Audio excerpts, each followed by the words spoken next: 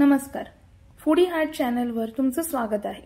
आज आपण बघणार आहोत भरलेली मिरची। भरलेली मिरची बनवायला लागणारं साहित्य आहे ओल्या नारळाचा किस। ब्राउन पार्ट जो किसताना येतो तो साइडला करून ठेवला आहे। इथे आपण व्हाईट पार्ट यूज करणार आहोत। हळद चिमूटभर आणि मीठ चवीपुरतं, म्हणजे ओल्या नारळाला जेवढं मीठ लागेल तेवढंच घ्यायचं।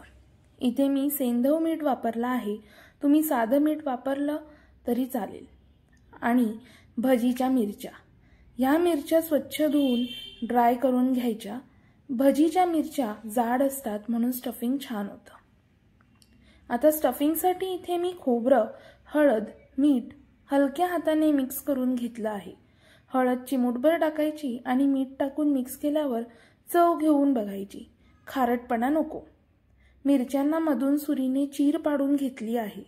मिरच्यांच्या बिया मी तशाच ठेवल्या आहेत। भजीच्या मिरच्या कमी तिखटाच्या असतात म्हणून मी तशाच ठेवल्या। तुम्हाला अजिबात तिखट नको असेल तर बिया काढून टाकल्या तरी चालतील।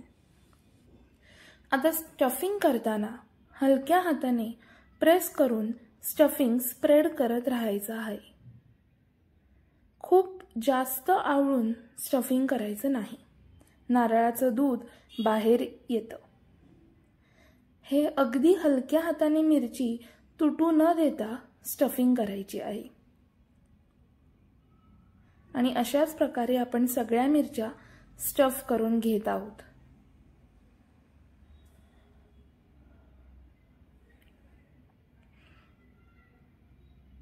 हे उरलेलं खोबरं मी चटणीमध्ये किंवा भाजीमध्ये यूज करू शकते। आता एक पॅन गरम करून त्यात ऑइल स्प्रेड करून घ्यायचं लो फ्लेमवर।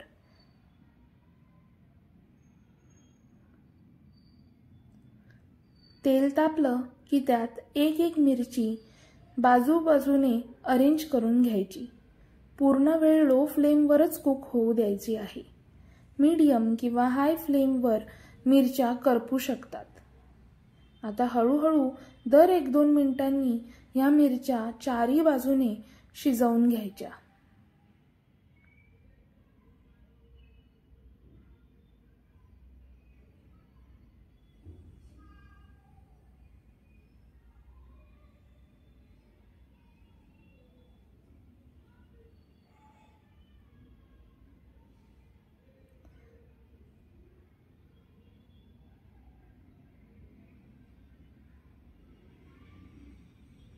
चारी बाजूने मिरच्या भाजून घेताना डेटाकडचा आणि शेपटीकडचा भाग प्रेस करून घ्यायचा।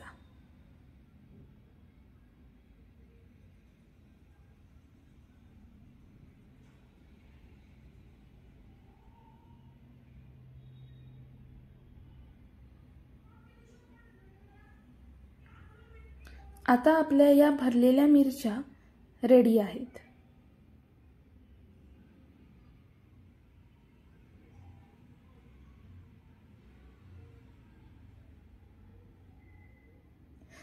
रेसिपी नक्की ट्राय करा आणि कशी वाटली ते कमेंटमध्ये नक्की सांगा।